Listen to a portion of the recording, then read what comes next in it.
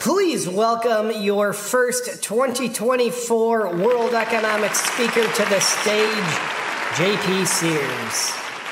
Good evening and a happy Davos 2024 to you, my fellow dignitaries. I applaud the World Economic Forum for bringing all of us altruistic, trustworthy people together for this year's event. Now, as the world's most trusted news anchor, I was honored when dear Klaus asked me to provide some opening remarks. But I thought, what do I say to the group that always tells me what to say? And then Klaus generously provided me with these words of mine from him to say to you. A few things in my opening address. We are in danger. Grave danger. According to our World Economic Forum risk assessment, we've determined that the #1 risk that threatens the globe is misinformation and disinformation. You heard me right.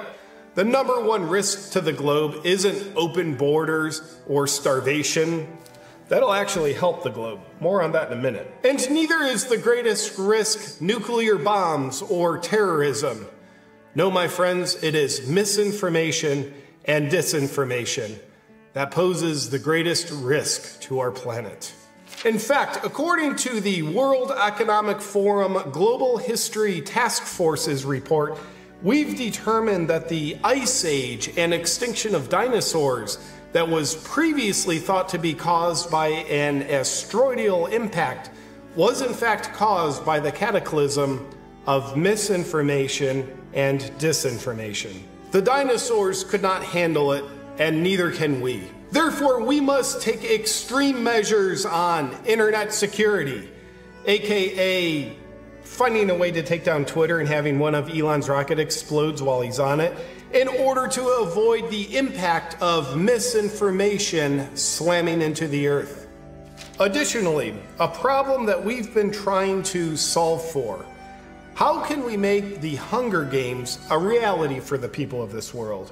Well, as I look around this room, I see presidents, billionaires, philanthropists, as well as the high-end hookers that you all brought as your +1.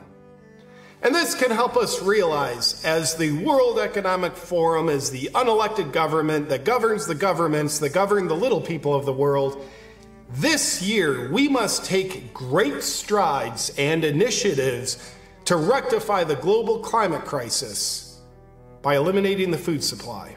If there is one key takeaway from this year's summit, it's that farming and fishing is ecocide. You've probably been thinking about it, because ecocide is a popular term that I just said for the first time ever. In fact, ecocide is the equivalent of the genocide of people, and it should be treated accordingly. A major step forward in bringing a new order to the world will be making food illegal. Of course, citizens of the world will still have the right to eat food, just not food that is farmed. And that should be of no concern, because currently the percentage of food in the world that comes from farming is just a modest 100%. But with our global initiatives to eliminate farming, we're making major investments in genetically modified test tube food that coincidentally can only be grown in our labs, which will mostly be crickets. And unlike the unnatural way that nature grows food, our lab-based food will be complete with the recommended daily allowance of mRNA genes that are encoded at the cellular level. Can you imagine the compliance? You eat this or you starve. Well, not you guys, but you know. Now, we didn't realize this at first when we decided to criminalize food, but it turns out our new order we're bringing to the food supply will give us complete control of the food supply. And through the power of DEI initiatives that are vested in all of us, I think we can steward this control equitably. Yes, the non-compliant may choose not to eat, and we will choose to watch them starve to death.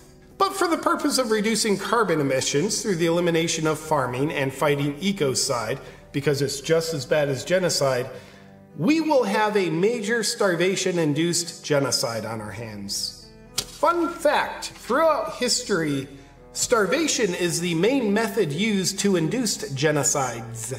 And because, again, ecocide is the same thing as genocide, we have no choice but to do the very thing that we're trying to prevent. And thus, Hunger Games can become a reality that we enjoy watching. Oh, I'm being asked to make an announcement. John Kerry, you left your private jet parked on the sidewalk next to the main entrance and it's still running. If you don't return to your vehicle immediately, it will be towed. If there's a John Kerry in the room, please return to your private jet or it will be towed. And in further news updates, God is dead. That's all on that one. There is no God. Now, before we get to the updates on merging human consciousness with iCloud technology, which should be fantastic, we are facing a major threat that must be addressed now. President Trump, being democratically fairly elected and returning to office, poses the greatest threat to democracy in the world as we know it. So in an upcoming think tank session, we'll have an open discussion spitballing ideas on how to eliminate him for the greater good. You know, like he's like a cow. But before we do that, we are going to break for dinner now as you listen to a panel discussion that will provide you with practical policies that will help us with our initiatives to eliminate meat, fish, and farming for global empowerment. As we put Klaus's bowl of food on the floor for him and his jowls to eat, we'll be serving you the finest filet mignon, caviar, and farm-to-table vegetable medley. And if you would be so kind, please don't let your hookers get any of their expensive gonorrhea in the salad. Thank you.